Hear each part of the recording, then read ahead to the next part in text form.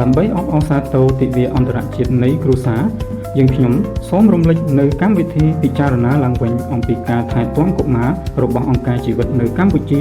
ដែលកំពុងធ្វើការដើម្បីរក្សាកុមារឲ្យរស់នៅជួបជុំគ្រួសារតាមរយៈដំណោះស្រាយដោយផ្អែកលើសហគមន៍យោងតាមរបាយការណ៍ស្រាវជ្រាវរបស់សាកលវិទ្យាល័យ Columbia ក្នុងឆ្នាំ2017កុមារជិត 49,000 នាក់រស់នៅក្នុងមណ្ឌលថែទាំនៅក្នុងប្រទេសកម្ពុជាខណៈយ៉ាងហោចណាស់មានកុមារ 77% មានឪពុកឬម្ដាយកំពុងរស់នៅការបែកបាក់គ្រួសារមិនមែនដោយសារតែកុមារគ្មានឪពុកឬម្ដាយទេតែមូលហេតុចម្បងគឺភាពក្រីក្រ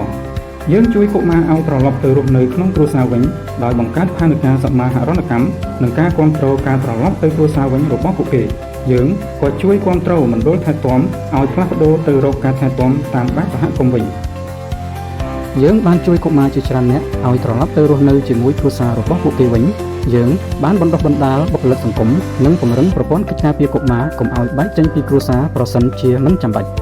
ការងាររបស់យើងគាំទ្រដល់គោលដៅថ្នាក់ជាតិនៅកម្ពុជាដោយបង្កើតការថែទាំកុមារក្នុងគ្រួសាររយៈពេលវែងនិងលើកកម្ពស់សិទ្ធិកុមារគ្រប់រូបក្នុងការរីកលូតលាស់នៅក្នុងគ្រួសារប្រកបដោយសុវត្ថិភាពនិងក្តីស្រឡាញ់